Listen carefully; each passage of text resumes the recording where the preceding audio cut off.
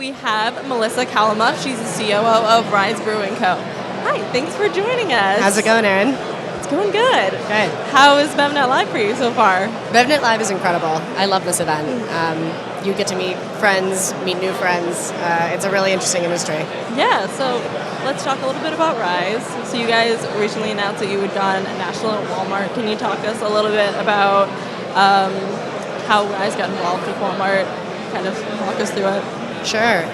So to date, I'd say our strategy has really been focus on fewer, better partners. And we've really started by building out our presence in the Northeast, launching Pacific Northwest, and then in February we launched California. And I'd say that with Walmart, there's those partners that are really brand builders that will really get behind you and help support you and help you go national in the right way.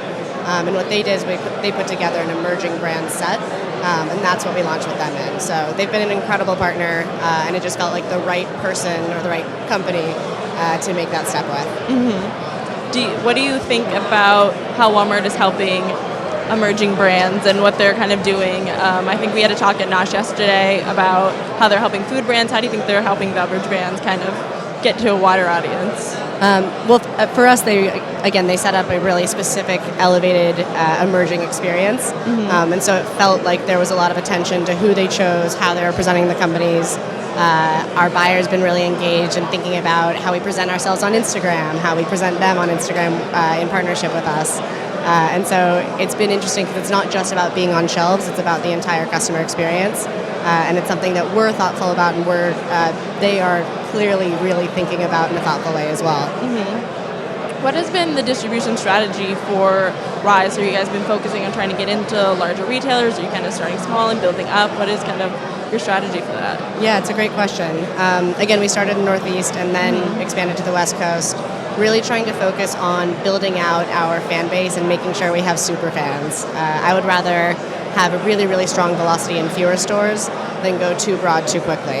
And so I'd say our strategy has really been to maintain focus as much as we can and pick our spots, because we really want to be, when we work with a partner, we want to be one of their best possible partners. We don't want to be a middling partner in the middle of a large pack.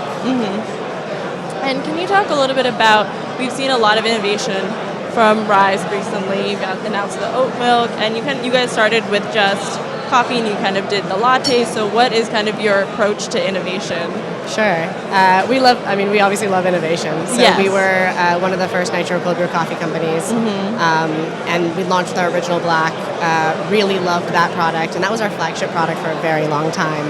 And our distributor partners were the ones saying, hey, this product is incredible. It sells so well. We'd love you to build new flavors so you can build out a presence on shelves. And we were actually working on lattes and working on other flavors at that time. And our citrus flavors were actually the first ones that we just went from 0 to 100 in terms of how much we love the flavor. So those, if you're not as familiar, are a lemonade nitro cold brew and a blood orange nitro cold brew. And they taste like tea or caffeinate like coffee. So they're much more like an Arnold Palmer experience. So that was our kind of like really out there, very innovative first step into new flavors. Our next launch last November was in our oat milk and our latte line. So launched the first organic oat milk latte. We also used that same oat milk because we had to make our own organic oat milk in order to bring it to market. There wasn't actually one on the market yet. And so we used that same product to make our oat milk mocha. And then our last latte was a nod to the fact that there are true dairy drinkers out there.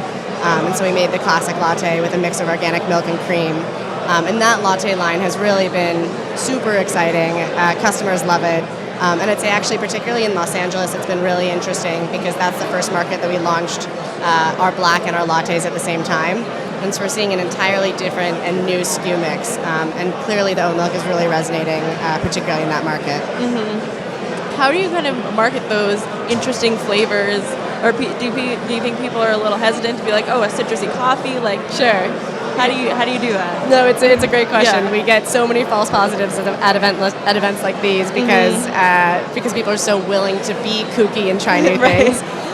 We did realize that while we love the flavor and while when we can explain to the customer what it tastes like and what it is, they're polarizing. If someone's picking it up off a shelf at Whole Foods, they might love it if they really get it, or they might absolutely hate it. Sure. And so we're actually taking a momentary pause on those, waiting for the customers to kind of catch up.